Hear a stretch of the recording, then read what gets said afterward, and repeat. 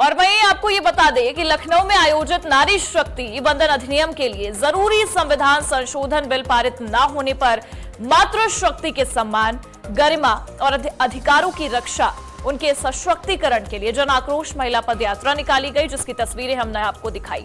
पदयात्रा के बाद अपने संबोधन में मुख्यमंत्री योगी आदित्यनाथ ने जनसभा को संबोधित करते हुए विपक्षी पार्टियों पर जमकर हमला बोला है। सीएम योगी ने कहा है कि नारी शक्ति बंधन अधिनियम पर विपक्ष का आचरण नारी गरिमा के प्रतिकूल रहा है, इसीलिए देश भर में विपक्ष के इस कृत्य के खिलाफ आक्रोश यात्रा निकाली गई है। वहीं कार्यक्रम में शामिल हुए यूपी के प्रदेश अध्यक्ष पंकज चौधरी विपक्ष को महिला विरोधी भी बताते नजर आए हैं। कांग्रेस या समाजवादी पार्टी, इनका चेहरा और लोकतांत्रिक है, इनके कृत्य महिला विरोधी है। इनके सामने प्रधानमंत्री मोदी जी ने जो विकल्प दिया था अपनी महिला विरोधी छवि को समाप्त करने के लिए, उसका इन्होंने नाजायज दुरुपयोग करने का प्रयास किया है। और आज इसीलिए देश भर में आधी आबादी कांग्रेस और उनके सहयोगी दलों के महिला विरोधी आचरण के खिलाफ सड़कों पर आंदोलन कर रहा है। आज मैं इस हजारों की संख्या में जो बहनें इस आक्रोश रैली का, आक्रोश मार्च का हिस्सा बनी है, इतनी भीषण कड़ाके की गर्मी के बावजूद आप सबकी उपस्थिति प्रधानमंत्री मोदी जी की नीतियों के प्रति आपके सहज समर्थन और आशीर्वाद का प्रतीक है। बहनें, आप जानती हैं कि पिछले 11-12 वर्ष में प्रधानमंत्री मोदी जी के नेतृत्व में देश के अंदर जो परिवर्तन देखने को मिला है, उसमें उन्होंने सदैव इस बारे में कहा है कि देश के अंदर केवल 4 जातियां हैं। उनमें पहली जाति है महिला की, दूसरी जाति है गरीब की, तीसरी जाति है युवा की और चौथी जाति है किसान की। कि 33% महिला चुनकर आएंगी, संसद चलाएंगी, जनहित की नीतियां बनाएंगी और देश को विकसित बनाने में अपना योगदान देगी। मित्रों, इसके बावजूद सपा, कांग्रेस, विपक्ष ने इसी कारण से संसद में कहीं ना कहीं महिला बोल का भ्रूण हत्या करने का काम किया। साथियों, सपा और कांग्रेस महिला आरक्षण का विरोध करते रहे, क्योंकि वो लोग जानते हैं कि समान महिला अगर आगे बढ़ेंगी तो परिवार की उनकी जड़ें हिल जाएंगी, इसलिए वो महिला बल का विरोध करते रहे हैं। हमारे साथ हमारे ब्यूरो चीफ विवेक त्रिपाठी जुड़े हुए हैं इस मामले पर। विवेक जी, हम लगातार इस बात का भी जिक्र कर रहे थे कि आज इस मार्च से एक बड़ा संदेश देने की बीजेपी कोशिश कर रही है, और देखिए मंच से सीएम योगी ने भी इस बात को दोहरा ही दिया। सीएम योगी ने यह कहा कि ये जो आक्रोश आपके भीतर है, ये इतनी आसानी से समाप्त नहीं होना चाहिए, इसे और भी ज्यादा बढ़ाकर रखिए और विपक्ष को भी एक बड़ा संदेश दे दीजिए। क्या कुछ दिखा आपको, किस तरीके से आप समझ रहे हैं ये रणनीति?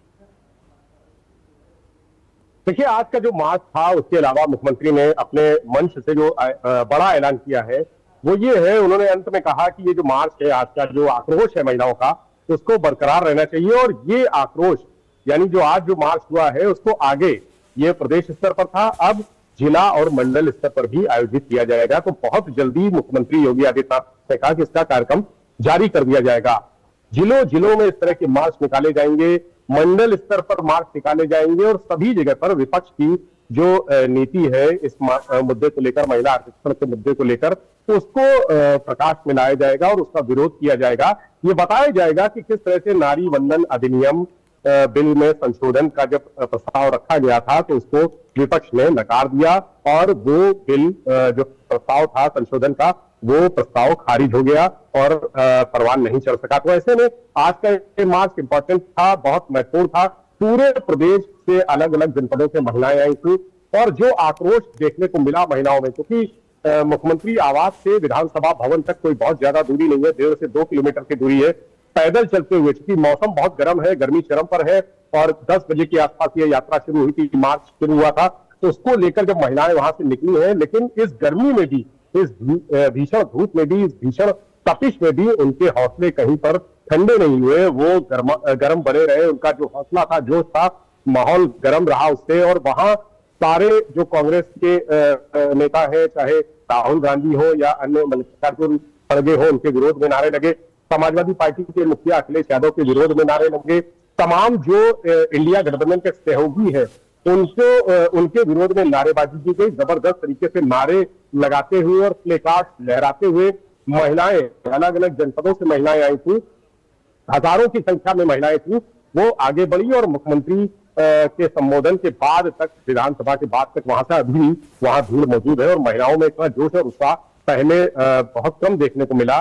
बीते कुछ सालों के दौरान जो महिला शक्ति, ये जो प्रदर्शन था आज का शक्ति प्रदर्शन, इसको मैं मानता हूं कि जबरदस्त तरीके से शक्ति प्रदर्शन किया भारतीय जनता पार्टी ने। सत्ताधारी दल है, इसके बावजूद महिला जो आरक्षण है उसमें संशोधन के विरोध में जो मुद्दा उठाया है, विपक्ष को कटघरे में खड़ा किया है।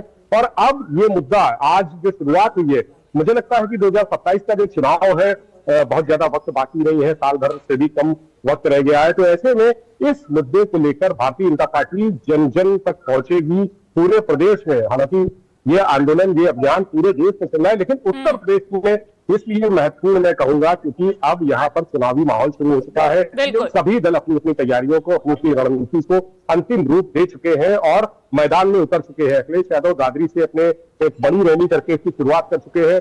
भारतीय जनता पार्टी भी लगातार चुनाव को लेकर रणनीति बना रही है और आज जो मार्च हुआ है वो इस तैयारियों में, इस रणनीति में एक बड़ा कदम साबित होगा। और आगे इसी मुद्दे को लेकर भारतीय जनता पार्टी विपक्ष पर करारा प्रहार करते हुए सत्ताधारी दल और उनके सहयोगी संगठनों के साथ जो दल है उनको साथ में लेकर, चूंकि आज जो मार्च निकाला गया था उसमें सत्ताधारी दल के साथ ही तमाम जो सहयोगी दल है, चाहे वो ओम प्रकाश राजभर हो, आशीष पटेल हो, इसके अलावा जो अनिल कुमार है मंत्री रालोद कोटे से, वो सभी लोग वहां पर मौजूद थे। और खासकर महिला शक्ति, महिला जितनी मंत्री है वो वहां पर मौजूद थी। महिला आयोग की अध्यक्ष बबीता चौहान और उपाध्यक्ष अपर्णा यादव भी मंच पर मौजूद थी और साथ में मुख्यमंत्री के साथ में ही पैदल यहां तक विधानसभा तक चल के आई थी। तो ये एक बड़ा शक्ति प्रदर्शन था, विरोध प्रदर्शन था और विपक्ष को एक तरह से विचलित करने वाला आज का ये अभियान है कि विपक्ष कहीं ना कहीं इस भीड़ को, जो हजारों महिलाएं आई थी, उनको देखकर, उनके जोश को देखकर कहीं ना कहीं विपक्ष को अपनी रणनीति में कुछ बदलाव करना पड़ सकता है। हालांकि अखिलेश यादव लगातार इस मुद्दे को लेकर सरकार को घेरने में जुटे हुए हैं और आज भी 12 बजे, 12:30 बजे उनकी प्रेस कॉन्फ्रेंस में, जिसमें वो इस रैली के जवाब में कोई अपनी प्रतिक्रिया दे सकते हैं, कोई नया एक कदम आगे बढ़ा सकते हैं। लेकिन आज जो भारतीय जनता पार्टी ने जो किया है, एक लंबे अरसे बाद महिलाओं का इतना बड़ा समूह, इतना बड़ा वर्ग देखने को मिला है और लंबे अरसे बाद इस तरह से मुख्यमंत्री योगी आदित्यनाथ खुद किसी मार्च का नेतृत्व करते हुए दिखे हैं।